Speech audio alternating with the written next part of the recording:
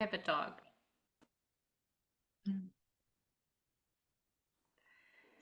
Hi, everybody. Welcome to our Ask an Expert webinar. I will give everybody just a few moments to join. So we'll just wait a couple minutes here.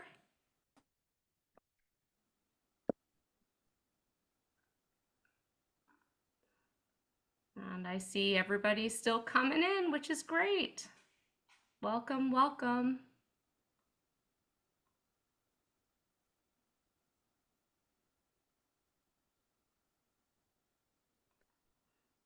I feel like my light is flickering. Can you see that? No, you look good. I was like, it just makes it even more spooky. I've got this flickering light. Well, it is the spooky time of year, so. Right. And it is the old house that likes to do that. Yeah, exactly. It's good. Old houses have character.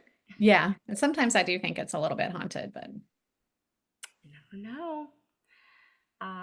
So just a few things for housekeeping. Everybody, please feel free to put any questions that you have in the chat while Anna's presenting.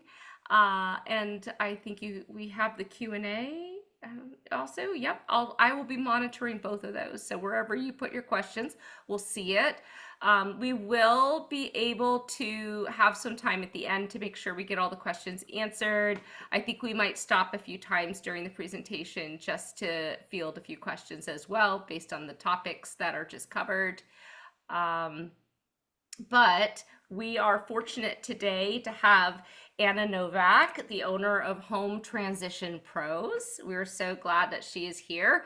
Ran into her at the NASMM conference, the National Association for Senior Move Managers, and talked her into doing an informative and helpful webinar for our audience. The topic is Don't Fear the Reader, practical advice for writing at work. Anna has a lifetime of experience and knowledge to share with everybody about this topic. So we're very excited to welcome her here. I'm going to hand the reins over to you, Anna. hey there.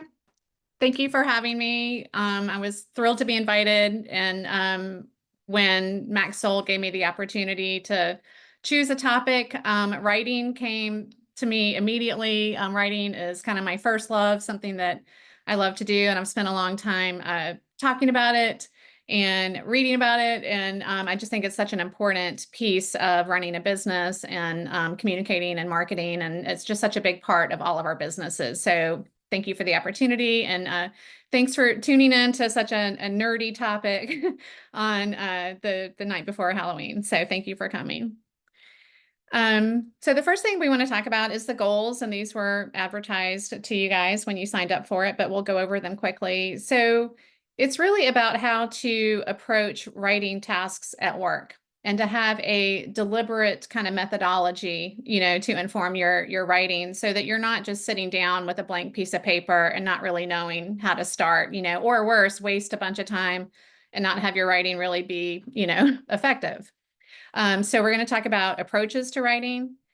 One of the key pieces of writing for me, or that approach, is going to be the difference between writing for skills and knowledge versus writing to motivate, which is going to be more of like a marketing effort. So we're going to walk through how to decide, is something for skills, or is it, is your writing deliverable going to be more of a motivational piece? So we'll go through that.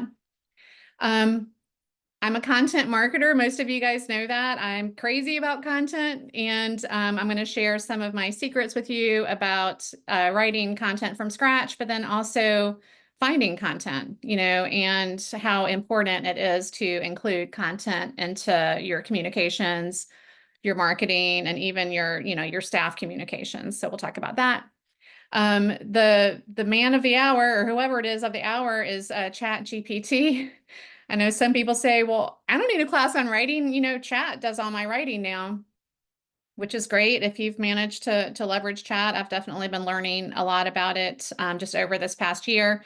But I have some, ideas and some tips for you on how to get the most out of chat.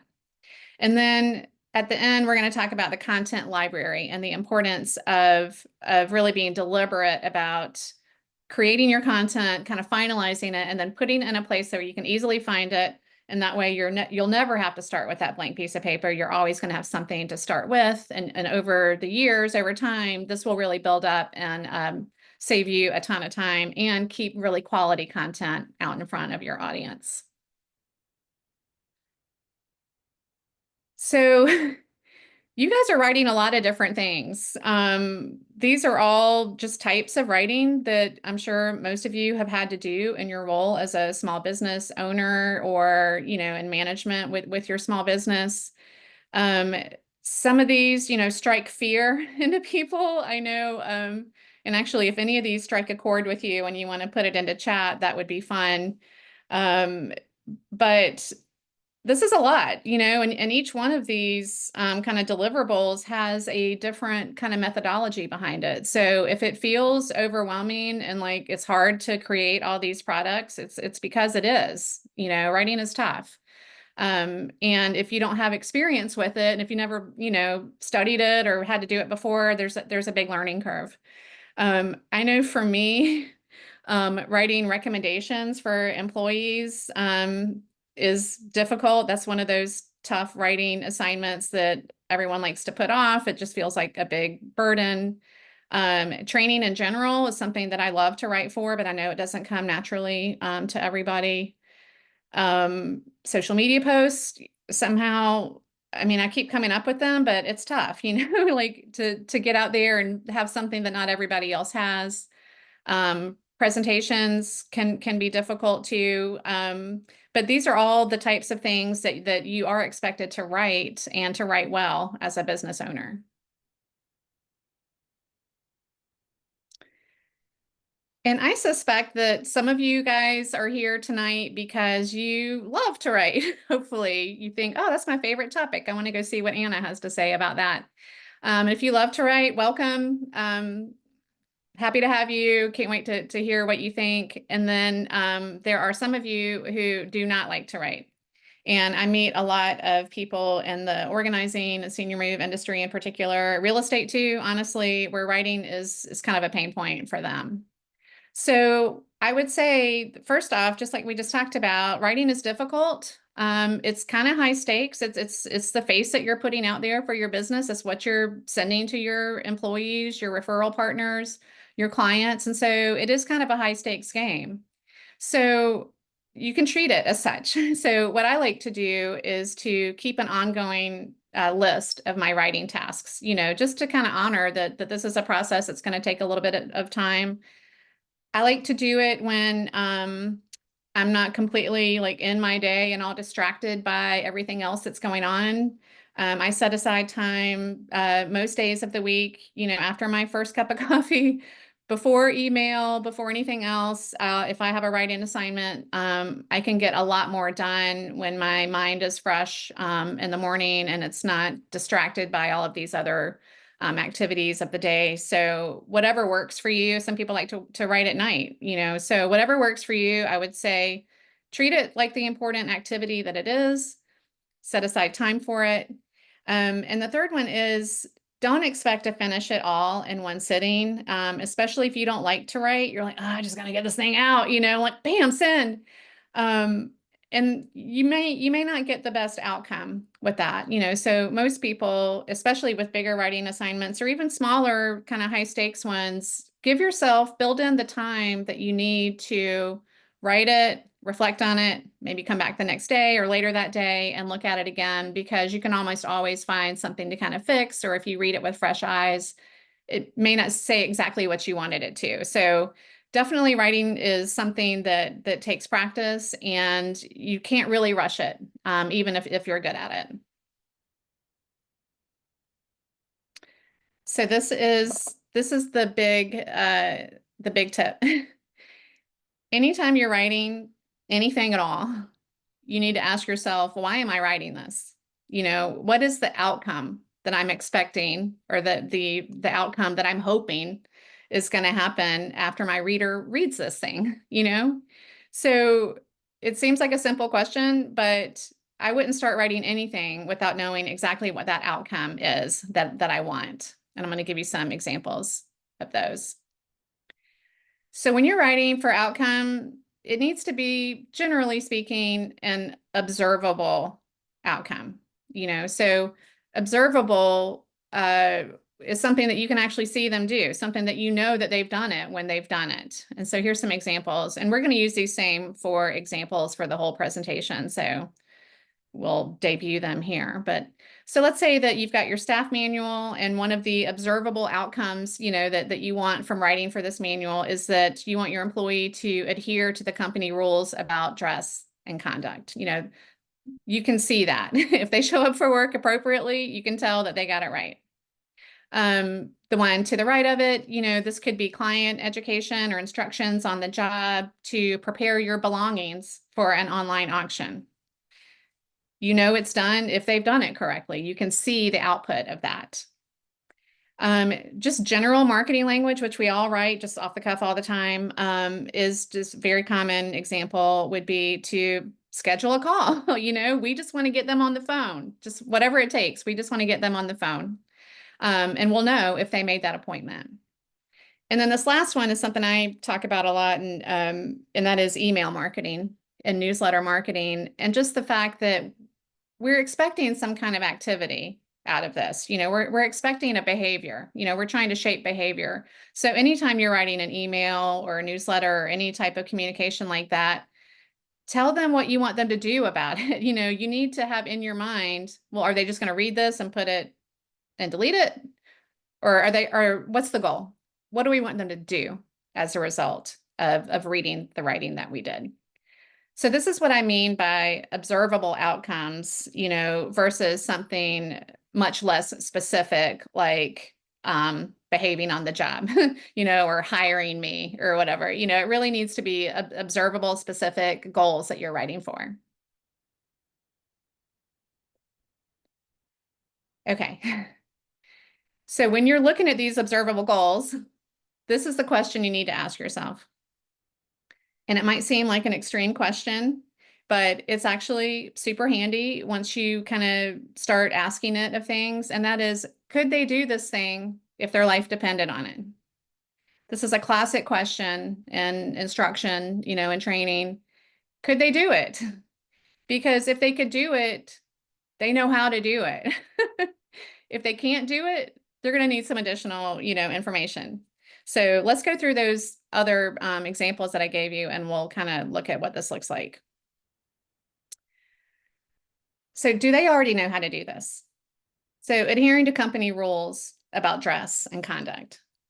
Now, some of you might say, well, yes, they know they could do that if their life depended on it, but that's probably because you've shared with them what those expectations are, or you just assume that they know what those expectations are. But the fact is, if it's their first day, and if you haven't done a good job explaining, what your expectation is, the answer is going to be no, not necessarily. They may not be able to do this, on their own. So let's look at this other one. Prepare your belongings for an auction. Now, your longtime employees may be able to do this, or if it's somebody who's having an auction for the second or third time, they're going to know how to do this. But would the average person who's never done this before be able to prepare, these lots in the best way without any instruction? The answer is no. The general public does not know how to do this specific task that's related to auctions. So that's why I would put this in the category of no, they don't know how to do this. So these are skills-based objectives. Now, you can probably see where I'm going with this. Now, schedule a discovery call. Do they know how to do this? Could they do this if their life depended on it? Yes. They know how to schedule a call. They know how to click a button. That's kind of you can pretty much assume that they do know how to schedule a call. Your job is to convince them to do it. It's a different type of approach. There's different techniques that you'll use to create this communication. They could do this if their life depended on it.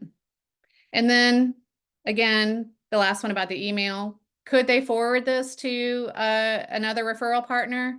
Definitely, they could. but your job is to motivate them to do that.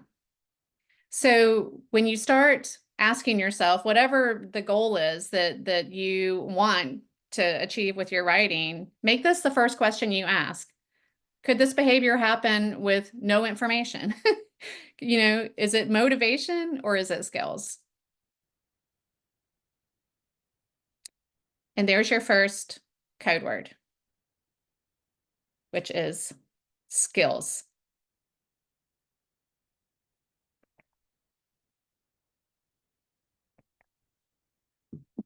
Skills or motivation.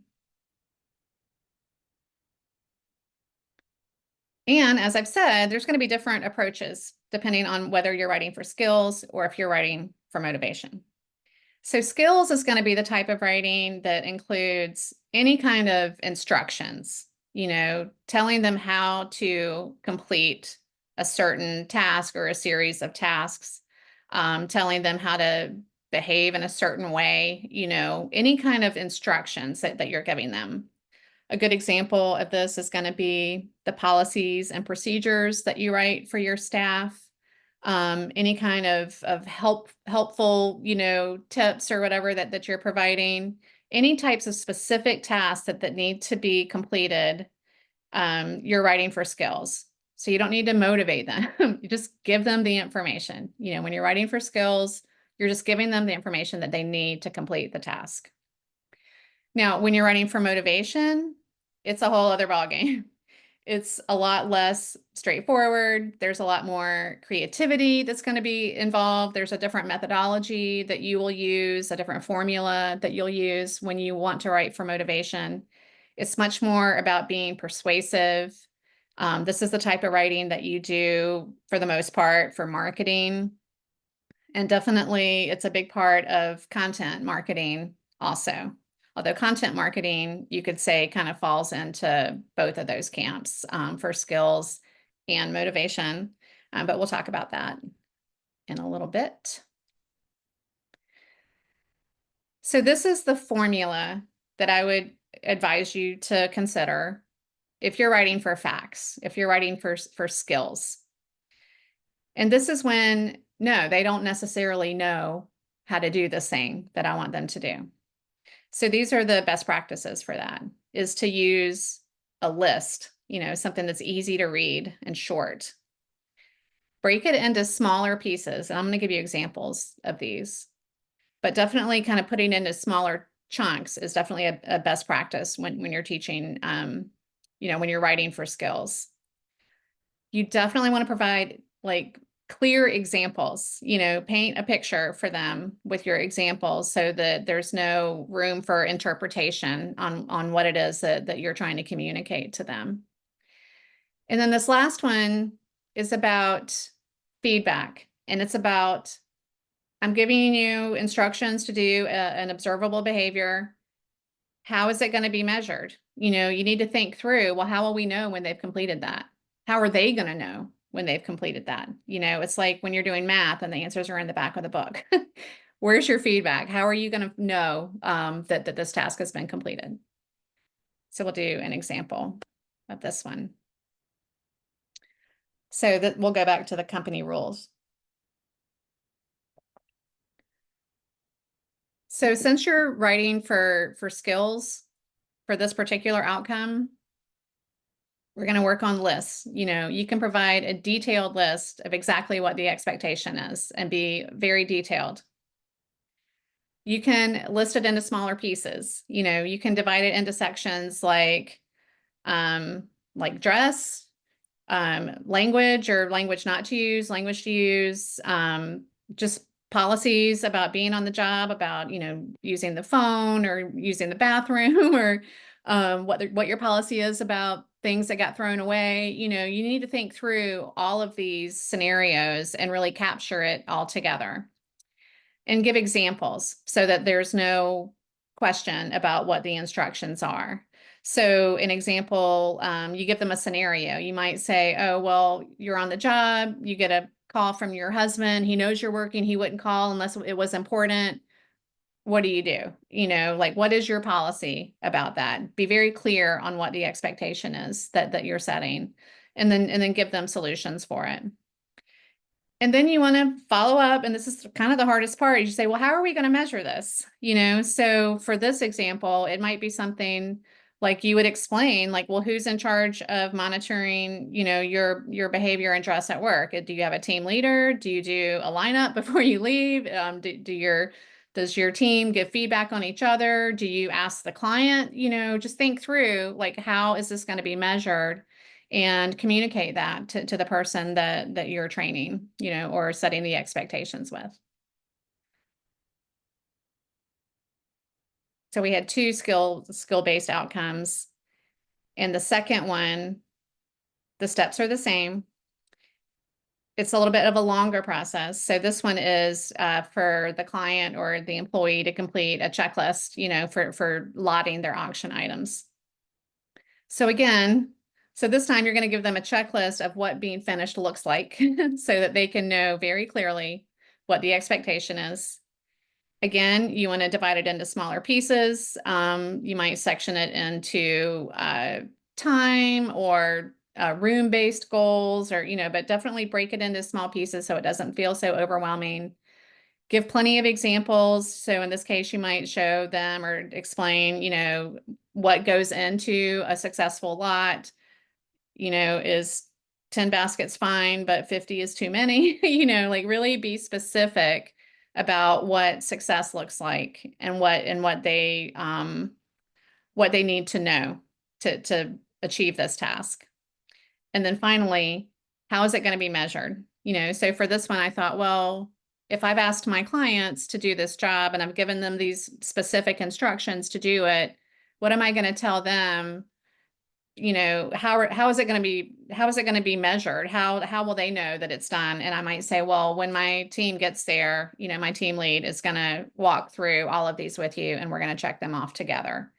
So you're kind of giving them that, you're closing that loop on, here's the skills, here's the examples, and here's how we're going to know when it's accomplished. So this is the second example about writing for skills. And it's very specific to these things that they could not do if their life depended on it. So does anybody have any questions about that? Let's see. There are some questions for ChatGPT, but we'll get to that in a little bit. Don't worry. All right, I'll get there. All right. And actually, I'm glad you're asking that, because all of this is pre-work before ChatGPT. This isn't stuff that actually Chat can't help with this, but I'm presenting this early because you're going to have a better result with Chat if you do this pre-work, if you go through these exercises first. So we just talked about writing for facts and skills. Now we're going to talk about motivation. And when you're writing for motivation, could they do this if their life depended on it? Yes. Okay, we're writing for motivation now. And motivation is about feelings. It's not about skills. It's 100% about getting them in the mood to do the thing that you want them to do. They already know how to do it. You don't have to teach them. So for this, writing for motivation, writing for feelings, a very typical formula for this is this problem, agitation, solution method. And I imagine a lot of you have seen this formula before. If you haven't, it's really a game changer. It's a great place to start. If you're sitting down to do some marketing and you're writing for motivation. So in this formula, and I'll give examples, you identify what the issue is, you agitate it, you get people stirred up about it, and emphasize why it's a problem, and then you offer your solution. So this is a very standard formula that people use for marketing. So we'll go to that motivation based outcome of schedule a discovery call. So to follow this formula, you start with the problem. And let's say in this case, the problem is you, potential client, you've procrastinated on sorting your belongings. And now I'm going to agitate it. I'm going to say your procrastination is causing stress in your family. And then I'm going to say, don't worry, I have a solution. I want you to learn more about our approach to efficient and compassionate sorting. So just by going through the exercise of thinking through these three little steps, this is going to give you a really nice little snippet that you can use all over the place. Are you facing a mountain of stuff? Delayed decisions cause stress for the whole family. Book a call to hear our approach. And that is an effective, direct message that is going to really get you better results than some ambiguous, we're here for you, call us, this is a much more direct and frankly, it just works better. And you can use it, this system, the problem, agitation, solution, you can use it for email too. And this is what I wanted to show you. So we're back to that example about a referral partner email. And let's just say that we're writing an email to a real estate business partner. And the problem you're going to pose to them is like, you, realtor, you need somebody that you can trust to take care of your clients who are downsizing and moving. Here's the problem. You don't have anybody. Here's the agitation. Talking to your clients about anything other than real estate, trying to give moving advice or downsizing advice is draining, and it's a waste of your time. You don't need to be doing that. So here's a solution. Let everybody in the downsizing and moving food chain, let everybody know that I'm the one to call for that. I'm here for you. Share this email with everybody who might benefit from my services, and just let them know that you trust me to handle your clients and that I've done a good job for you in the past. So this is just a framework that you can use over and over and over, and just tailor it, to who you're talking to and what it is that you want them to do. And it's a very reliable way to get a quality message, just by doing this little bit of pre-work.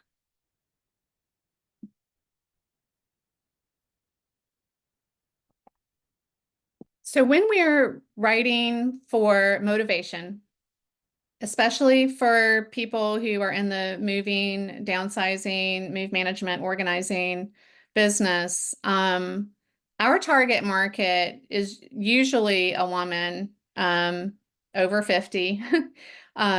She is very well known by marketers as someone who likes to read, she likes to research, she likes to hear stories, she wants to take her time to look around and get, she wants to make her own decisions. And for this particular target market, content marketing has been proven to be very effective for this particular type of client that so many of us work with. And the biggest thing about content marketing, and the reason it works on this target, is because it builds trust. She's looking for trust. Our target market, she wants to trust who she's working with, and a lot of us are that age too. And I get it. I'm the same way. When I go to research, anything, I'm out there looking at reviews. I want to read all about it. I want to make sure they're people that I want to work with, so I think we've all kind of been there. And there's, I was going to say there's an art to it. It's really more of a science, and it's because you can follow these same kind of methods to create and put out content marketing. So here's some of the reasons or ways that content marketing gains trust, and I'll give you some examples of content marketing. But the reason it works is because you're showing them that you relate to their problems, that you know what they're going through, so you're looking for ways to demonstrate that. You're showing that you're dedicated to them, to their outcome. You're showing them that you're a compassionate person who has successfully worked with other people in similar situations. You're trustworthy because you're generous with information and resources. You're not stingy or trying to make sure they hire you before you share anything with them, or trying to keep proprietary information.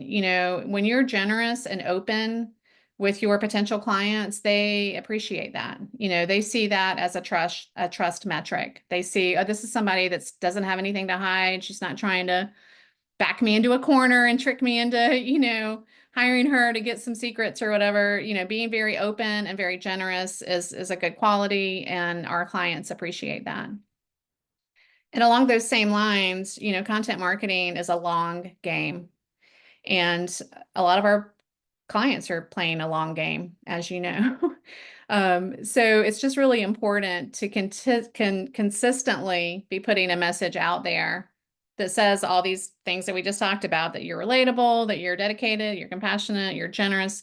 You have to say that stuff all day, every day, because it really does take like 10 or 12 times for them to see you and have a good feeling about you before they'll hire you. If they have options, obviously some of our people don't have that many options, but it's important to not be salesy. I guess that's really the hallmark of content marketing, is that it's a I'm here to help instead of I want you to hire me today. So that's kind of the fundamental attitude about content marketing. Content marketing, like so much other marketing, starts with pain points. And there's our second code word, which is pain. Go for the pain. Okay, nice short word for you. I think most of you have probably gone through this exercise of thinking about your ideal client, or even a situational client, and thinking, what are the pain points? I've done a lot about this. I mean, I usually bring it up in every presentation I do. So um, I picked a certain little group of pain points to share with you today. So these are common pain points for downsizers, like from an emotional perspective. Now, if you want to be thorough, you would go back and say, well, what are the pain points like from a financial perspective? What are the pain points from a practical perspective? But these are the ones from an emotional perspective.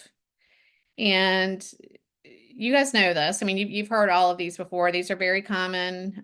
We can speak to these, we can pick one and speak to it and let that be a kind of a jumping off point for content marketing. And I would never start any type of writing without having, for motivation anyway, without having some sort of pain point that I'm going to get in there and agitate.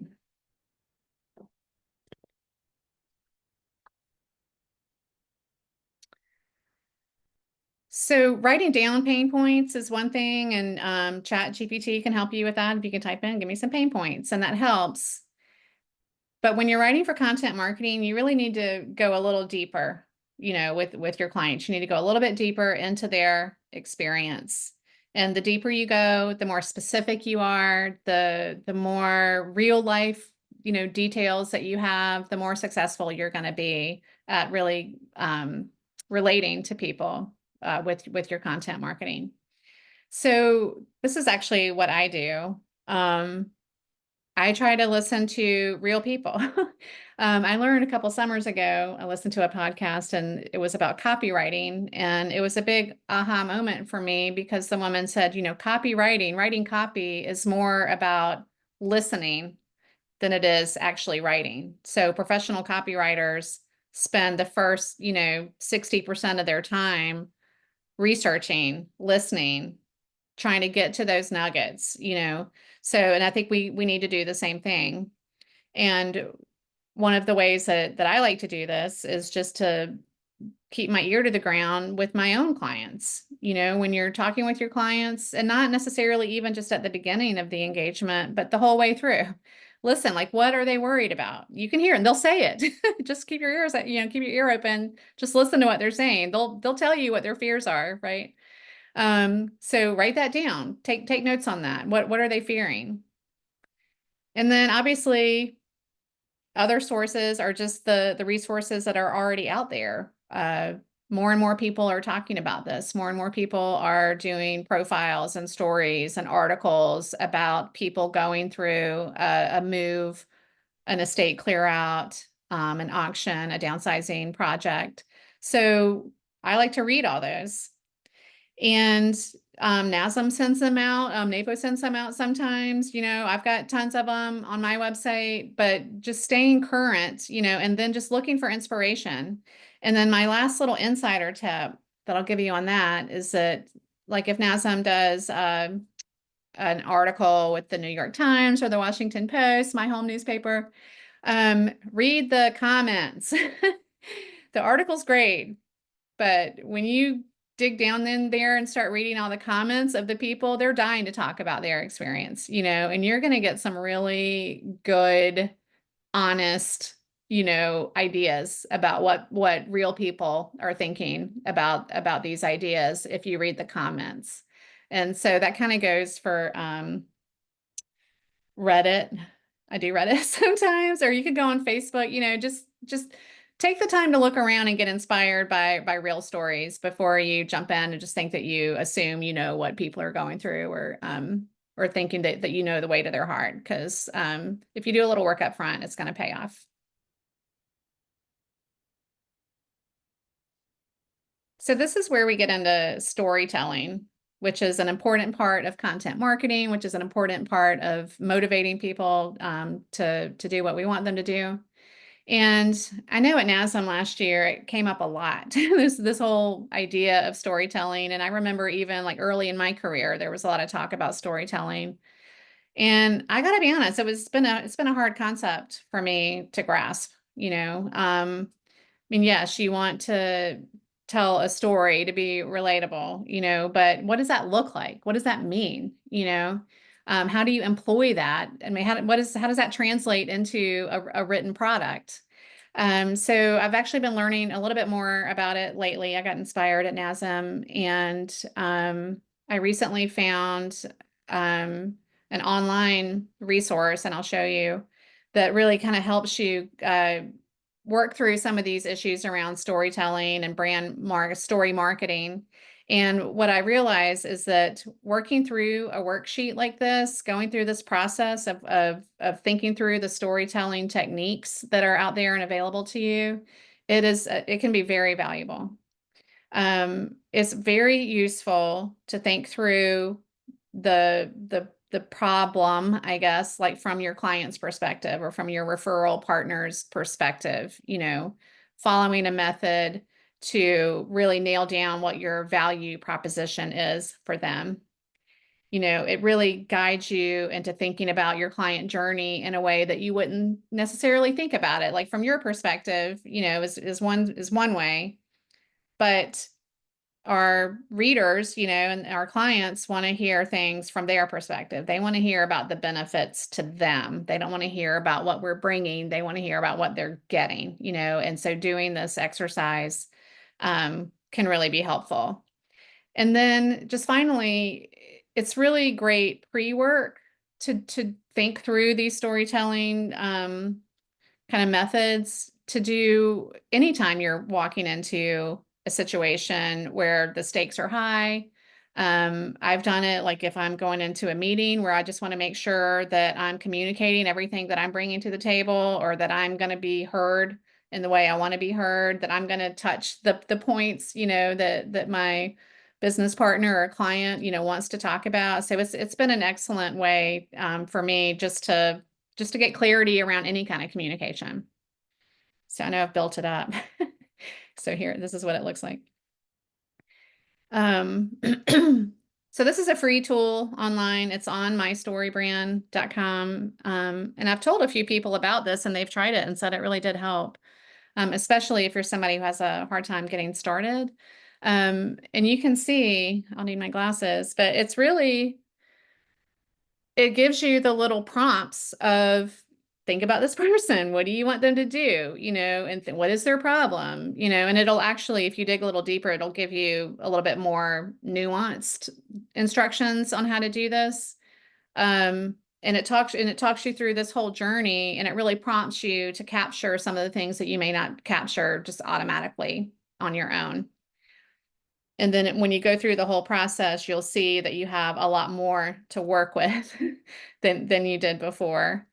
And I know for me, when I've done this for a few times, it usually takes me 20 or 30 minutes to go through this process. And you can type it right in there, or you can just type it in a document, but it's excellent pre-work if you want to work on, integrating kind of these story brand or storytelling techniques into your writing. So I highly recommend it. Try it out. Definitely would like to know how it goes for you. And you do have to give them your email, but they're not bad. They want to share it. They want to share this. They don't want to share your email. Okay, we're gonna do a little poll here. I think Cesar was gonna put the poll up on the screen.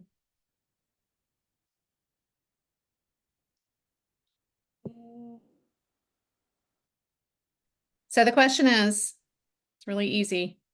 How often do you use Chat GPT or something similar? I know there's a few other tools out there that, and I've used some of them. Actually, they actually work pretty well.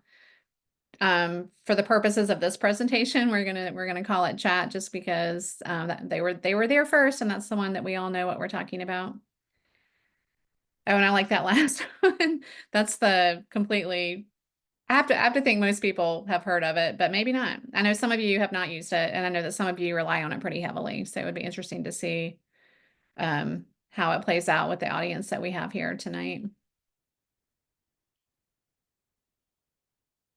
Are we getting some responses?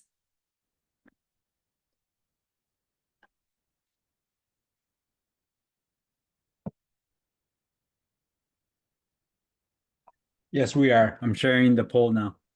Okay. Drum roll. Oh, oh, okay. Looks pretty evenly split. Yeah, so if you guys want to add comments in the chat section, if you do use it, I would definitely be interested in hearing how you use it. Do you love it? Do you use it all the time? What do you use it for?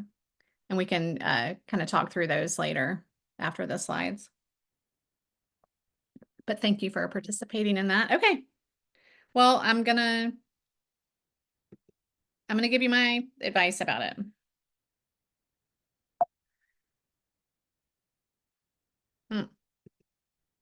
Okay. So we're going to talk about chat, and I'd like to start just by saying what's it good for and what to look out for. So, and this is honestly, I'm not an expert in this. I'm really just like you, somebody trying to get the job done, and I have most of my experience is anecdotal from me just plugging stuff in. I didn't do a bunch of research on this because all you have to do is just ask chat if you want to do a bunch of research on it. But this is my experience on using it as a tool. So for me, Chat GPT can be a huge help of just getting to your ideas faster. If you kind of know what you're talking about, can kind of tell it where you're going, it'll just churn out a bunch of stuff, and then you can pick and choose. And so it is very handy for that. And I know a lot of people start assignments that way, just to get the ideas flowing. And I mean, obviously that's a valid way to use it. The simplest, if you've never used it before, just proofing. I mean, it really saves a ton of time just for proofing and spelling. It's very good at that. You just have to tell it not to, rewrite what you wrote already. And I'll give you some prompts, some ideas for prompts too. These last two are what I really, truly have learned to love to do in chat. And one is summarizing. Um, Again, those of you who have worked with me before know that I love to write and I'll write all day long.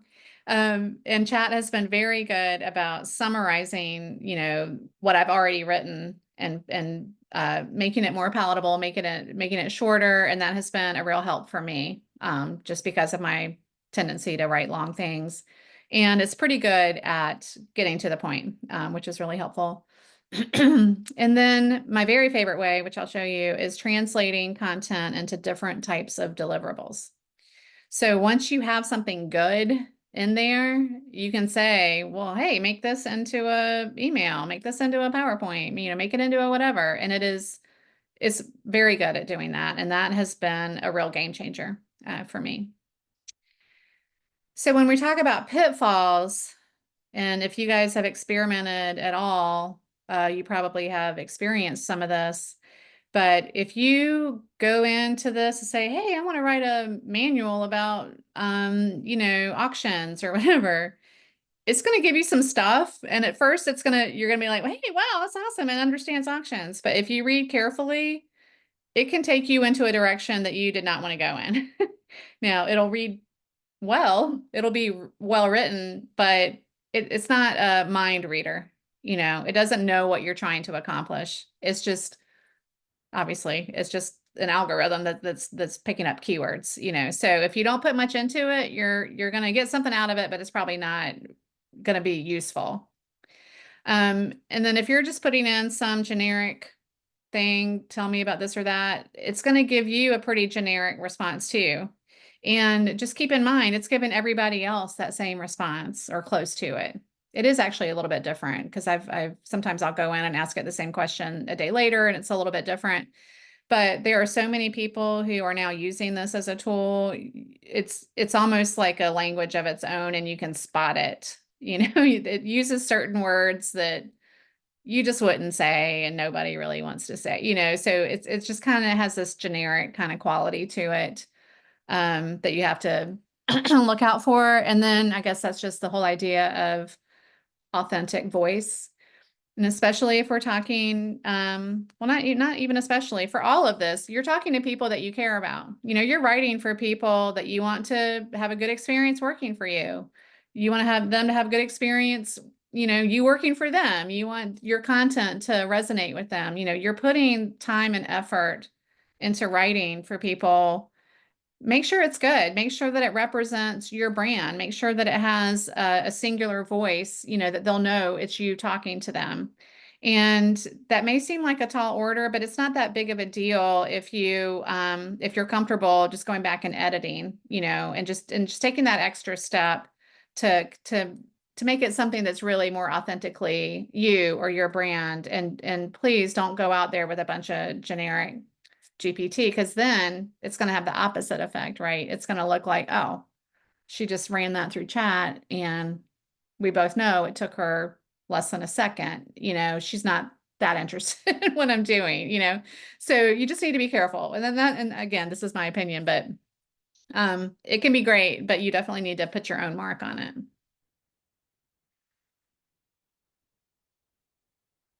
Doesn't that sandwich look good? It's dinner time for a lot of people. So this is what I actually like to call my sandwich method. I explained this to Heather before, and this is just based on my experience, what I think works best if I'm working on a project. So what I like to do is go back and do all that pre-work that I talked to you guys about earlier. Think through, is this for, what kind of writing is this? What's the outcome that I'm trying to get? Who am I talking to? What is their pain point? Go through all that activity. And I'll give you a tip here. You don't even have to write that necessarily. I've kind of gotten into the habit of, if I'm just really starting from fresh, I'll do a voice to type app. It's free. It was very easy for me to find it, and I'll just talk. And then it comes out with this big giant block of text. There's no punctuation or anything. But it's an easier way for me sometimes, instead of writing, because I'm at my laptop all day, I can just talk it through, and it'll give me this big block of text, and I can feed that into chat also. And starting with a big block of text is going to get you a lot farther, than just starting with a generic prompt. So you don't even have to write it. You can talk it, but give it something. So give it something deliberate, run it through, and then explain what you're trying to do. So you tell it what you want the outcome to be.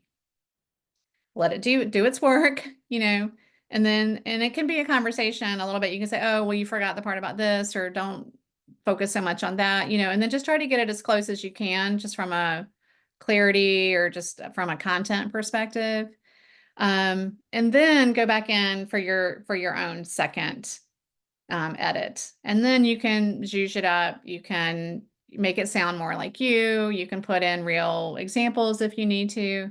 But I find that chat can be a great tool, but it can also waste a ton of time if you're constantly feeding it a ton of stuff and then trying to read all of it and filter it out, and you give it some more. It can actually be a little bit of a time waster. if you're not careful. And that's also why I say if you break it into smaller pieces, like it's much better at, working on a small, like earlier when I was talking about breaking things into digestible pieces, it's going to do much better working on a small piece of copy. And it's going to be easier for you too to handle this one section, get that done, then go to the next one, because it will give you a big long page of content, but sometimes that just creates more work for you to go back through all that, especially if it got off track early.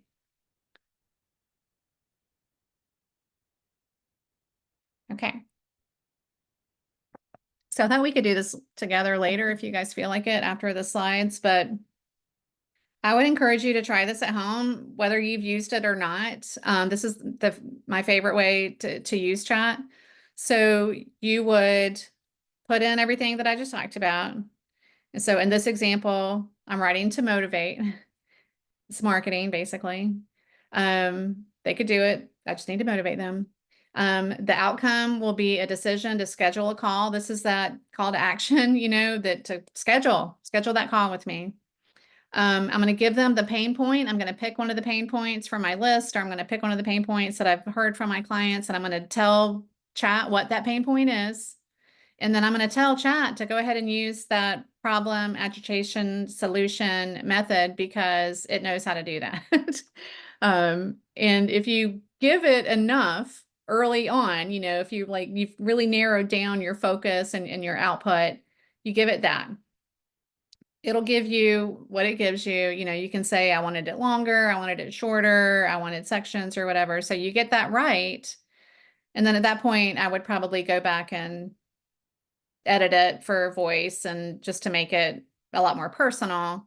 But then once you have it, so copy and paste that, put it somewhere else. And then you can say, we'll make a summary of this that I could use as a LinkedIn article.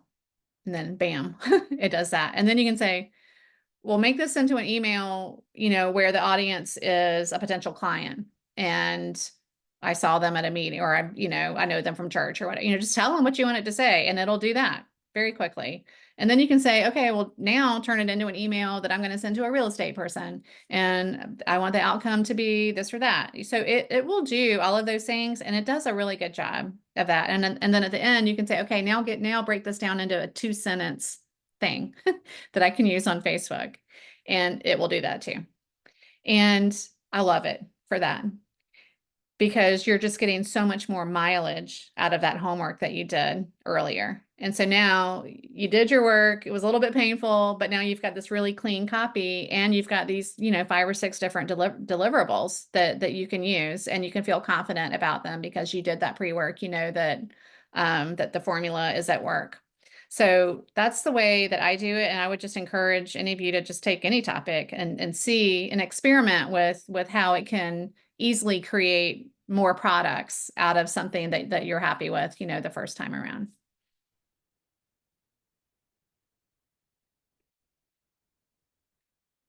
Okay, again, this is anecdotally, although some of this, I guess I did a little bit of research, but one thing that will happen is that you'll put in your thing that you think is pretty good and it'll change your words into something really generic and dumb. So what you need to do is say only, if you like what you wrote, just say, okay, check for grammar and spelling only. And it'll, keep my words, organize my thoughts using my words. We're really trying to keep it from going off on a generic path. Summarize my words and then tell it what you're trying to accomplish. It's very savvy at knowing the difference between a newsletter, post and a Facebook post. It's very good at, you can say, I'm trying to persuade, I'm trying to teach, whatever. It's very good at that. And I like to say check for clarity, because that's always something that we want to check for, because in our minds, what we said seems to make sense, but it's nice to have that extra check. So at the top, the other tips here, to just add all your loose words. That's what I was talking about earlier. Some people just like free type, just get your fingers on the right keys. Don't make the mistake of being off, but you can just free write and it'll figure it out. You can talk, it'll figure it out, but get your ideas down and you can just feed all of those in there. Now, this idea of giving it text and saying, write like this person, act like this writer when you're writing my stuff. People say that works. I have not personally tried it. Well, actually I have. I have fed it my particular, I put in a nice long article that I wrote and it did okay. I wouldn't say that it was perfect, but it's probably going to get you a little bit closer than you would just doing it just kind of straight up. And then it will learn, over time, it'll learn, like it talks about downsizing to me all the time. Like no matter what I put in there, it somehow works downsizing into the answer. So it knows me, it knows what I like to talk about. And it will learn your habits over time, which is great unless you want to write about something else. So these are just some prompts, and I just encourage you to really experiment and start small, start with kind of smaller goals and then just kind of get to know how it's going to work for you based on, what you like to give it and the types of things that you need to write. And it's not great for formatting, unfortunately. It gives you a ton of asterisks and dashes, or it does for me. If somebody's figured out a way around that, please let me know. Oh, there's the third word.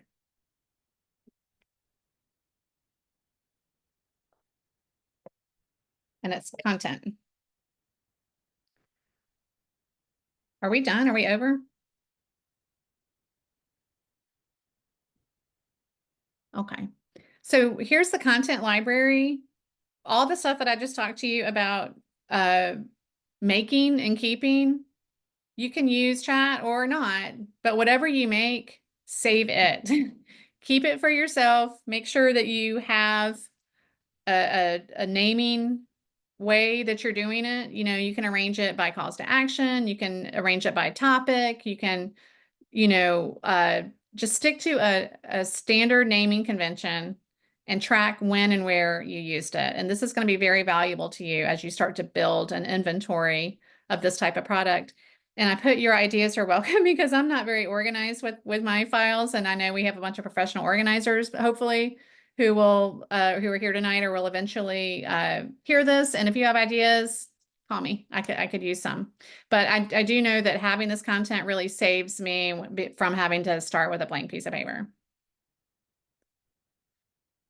So I think I covered everything. Okay, awesome. Let's see, a few questions. I know was a question about code words. Yes, we did put them in the chat also, but just to Okay. review, their skills, pain, and content. I am putting my email here, so you can email me directly for a continuing ed certificate if you're in NAPO or NASM. I'm happy to email that back to you. We do have questions about ChatGPT. I know Karen asked if you could do a demonstration. I don't know if we have time. Yeah, I'll hang around, but let's finish, or we could do another one. I'm happy to. But honestly, if you just do that exercise that I put on that slide, just do that yourself, and you'll see you can start with a blank. Oh, actually, here. I made one for you, and it's right here. Awesome. Yeah, so you can go there Put and you that can in the see. chat. So keep that Yeah, up and I'll copy it in yeah, for everybody yeah. also. So that's that whole scenario like played out in all those different ways. You can just see how that worked, but you should try it yourself. Writing exercise for chat. Awesome. All right, guys. So that's in the chat for you as well. And then also on this page, so these are content marketers or content people that I like a lot. If you're into writing and enjoy it and you like content, I would highly recommend these two writers.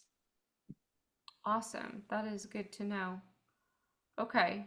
I'll make a note of that as well. Let me see what other questions we had here. Lee asked if you could go back to the content library screen for a moment. Okay. This one? Is that the one, Lee? I'm going to assume it is. Yeah. And Ellen asked, what is your favorite way of motivating yourself to begin writing? Nothing works better than a deadline. Actually, like as somebody who writes, like it's fun for me. So, I don't have a hard time motivating myself to write. But I do think that having a formula, and I showed you several, right? I showed you like 3 or 4 different kind of ways, and I would just pick one and see if any of those kind of help get the ball rolling for you. Especially that story brand one was super helpful. Awesome. Have you ever tried to create, I don't know if you've done this, as a writer, this would drive you nuts. If you've ever tried to create an image with ChatGPT, you can do this. You can ask it when you're done, hey, create an image that can go along with my blog or my article that I just wrote. I mean, I would love to. I mean, honestly, well, as I was preparing this, I had all kinds of things I want to do. And so when we're done, I'm probably going to go downstairs and goof off on chat for the rest of the night. It has a chronic typo issue. It has a chronic spelling issue. I don't know what it is or why, and Okay. you can go down a rabbit hole trying to get it to be better, but it's so weird for something that you would think would be very thorough Right. I spelling. mean, I think that's the real point is like garbage in, garbage out, but if you really do the work and put, some quality, thoughts in there, it's definitely going to help. It's going to save you a ton of time. Yes. Oh, Carol said, this is great, great ideas. Hoping we'll receive the recording. Yes. Anybody that registers to attend the webinars will get a recording emailed to them. So you guys will get it. If for some reason you don't, you have my email in the chat. Definitely reach out to me because you should get it. Let's see, other questions. Oh, I had a quick question. I know we're running out of time, Mhm. but for content to put on social media, and I think one of the two of the big ones for me and a lot of people here are Facebook and LinkedIn. Yeah. Do you have any tips on what could be the difference between the two or what to keep in mind between the two? Oh, between LinkedIn and Yeah, Facebook. you're putting content. Yeah, it's tough. I mean, I try to keep my social for my clients to really just focus on what they care about, which is downsizing and moving, and auctions and, and really just try to keep that content specific. And then I'll share some of that on my LinkedIn just so that people know what I'm putting out there, especially what I write. So on LinkedIn, I try to just put what I write for the most part, for Home Transition Pros or my other websites. And then, I mean, we could all do a better job, but I think just telling your own story on LinkedIn, from a business perspective is interesting to people, and maybe, doing a story brand for LinkedIn could be an interesting kind of idea to get. Some ideas flowing. But I try not to just put, random content on LinkedIn. It's more about my journey, as a business person, or I will in the future. Don't go look at my LinkedIn now because starting now. But that's a great tip though, your journey as a business person, because the focus of LinkedIn is so much more about your career versus Facebook Right. could be, it could almost be anything. So yeah, that makes Right. sense. But I do try to stay on topic, obviously, the one thing with Facebook, I see people, they'll get off topic, say, hey, look at us, which is fine as long as you're, giving the people something that they can actually use. Yeah. Yeah. All right. Well, I'm double checking questions for everybody. I see a couple more. Brenda says, thank you. This was so helpful. So is Karen. This has been really helpful. Thank you. Yeah, thank you so much, Anna. This is Yeah, you're welcome. It topic. was fun. I'll put my, feel free to reach out. I always love talking about your business. I love to see what you're up to, and don't be shy. Awesome. Thank you. Oh, one more message. Hold on. What is it? And it's another thank you from Lisa. Everybody is so gracious this evening and excited to use this new information and apply it. So, Yes. fantastic. Yes. Just try it. Just pick one and try it. I think you'll like it. Wonderful. Well, have a great evening, everyone. And thank you so much, Anna. You're welcome. It was fun. Thanks for having me.